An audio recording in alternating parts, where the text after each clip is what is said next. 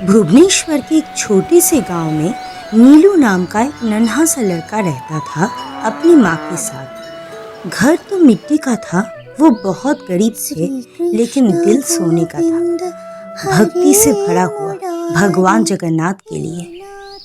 एक दिन समुद्र के किनारे नीलू खेल रहा था। तभी खेलते समय उसकी नज़र पड़ी बालू में दबी हुई जगन्नाथ जी की मूर्ति पर। जैसे ही उसने मूर्ति उठाई, वो तो खुश हो गया, फूलों से उसको सजाया।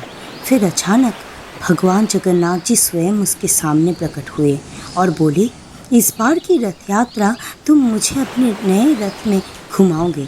नीलू की आंखों में तो आंसू आ गए। घर लौट के नीलू अपना पुराना ट्रंक खोला और सारे पैसे निकाल लिए और रथ खरीदने चला गया। लेकिन घर में अब खाने के भी पैसे नहीं थे। लेकिन नीलू बहुत खुश था, क्योंकि प्रभु सब देख लेंगे। उस रात नीलू के सपने में भगवान जगन्नाथ आए और बोले, कल से तुम्हारा सारा दुख खत्म। और नीलू ने देखा सपनों में कि उसका वो पुराना ट्रंक सोने से भरा हुआ था।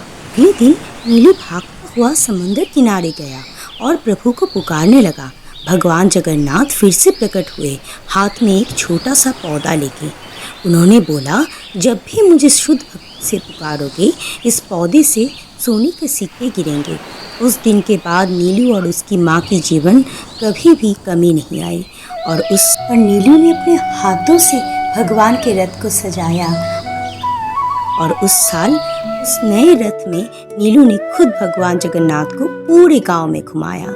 अगर भक्ति सच्ची हो तो भगवान जरूर मिल जाते हैं।